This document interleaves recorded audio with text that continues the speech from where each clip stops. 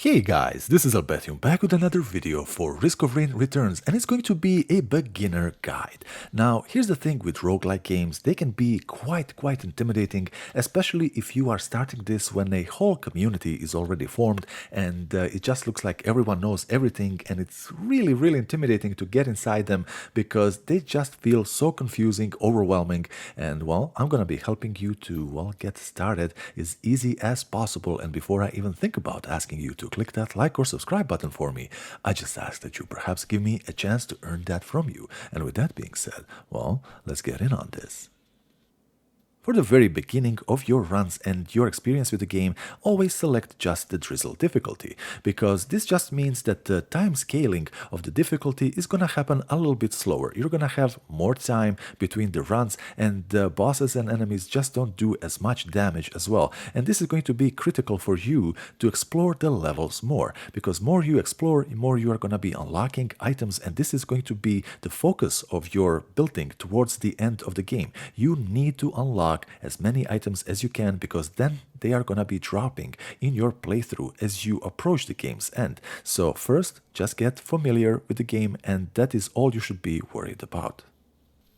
I saw a lot of the guides say that you should be choosing your class very carefully to fit your playstyle, but the thing is, at the very beginning you do not have a lot of choice. Most of the classes are locked and you have Commando and the Huntress, and good thing is that there really are no bad classes in the game.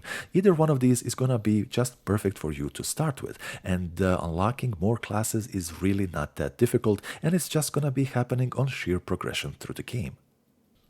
In addition to always being on the move and never really stopping exploring, because this is quite literally essential in a game like this that has a time scaling difficulty, you should perhaps also play in a zoom out mode like this, because it gives you a greater perception of everything on the screen. You might actually be passing underneath a essential chest or even the teleporter quite a few times if you play zoomed in. This way you're gonna be seeing everything, you're gonna get a better feeling for the game, and later, once you are more comfortable, you can just switch to whatever you would like.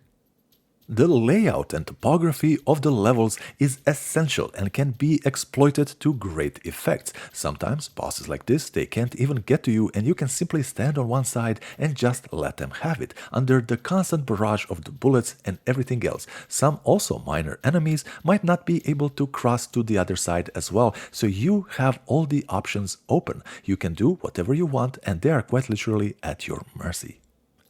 The game has time scaling difficulty. Regardless of which difficulty you yourself have selected at the beginning, this just means that you're gonna have a little bit more time between the difficulty switches.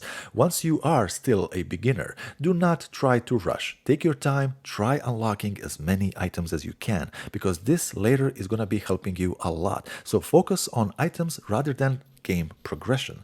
And then once you are comfortable enough with the game, with the character, with the skills, with the moveset, everything else, then start thinking about finishing the game, because it's really not gonna be happening on your first, second, third, or even fourth attempt. Then start thinking about builds, of which I have quite a few on my channel that can help you out, and pay attention to investing how you are gonna be advancing in the game. Then at this point you should no longer waste your time, but you should not be too eager either, because if you do progress to different levels further and further and you are unprepared, that is still going to be spelling certain doom for you and your run, and you do not want that. So striking a balance between a rushing and not wasting time is going to be critical, but this is going to be depending on you and your own experience with the game.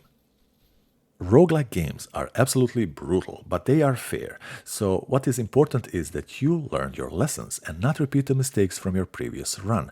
A lot of items are gonna be completely random, a lot of items are gonna be free to choose. So what is key here is for you to choose something that's gonna be working together and complementing each other with the items that are inevitably gonna be random. Remember, there are no bad power-ups, bad items, but some things are gonna be more useful than others. And I say again, this is going to be key, but learning lessons is going to be the lock. And together these things are going to open the door of progression for you, where not only are you going to be beating the game, you're going to feel so comfortable with the game that you're going to start a next run, another character, start experimenting, having fun so much, and all of a sudden the game is not going to feel so hard. Guys, hopefully this helps you, and let me know in the comments if it did, and I will see you in the next one. Bye bye.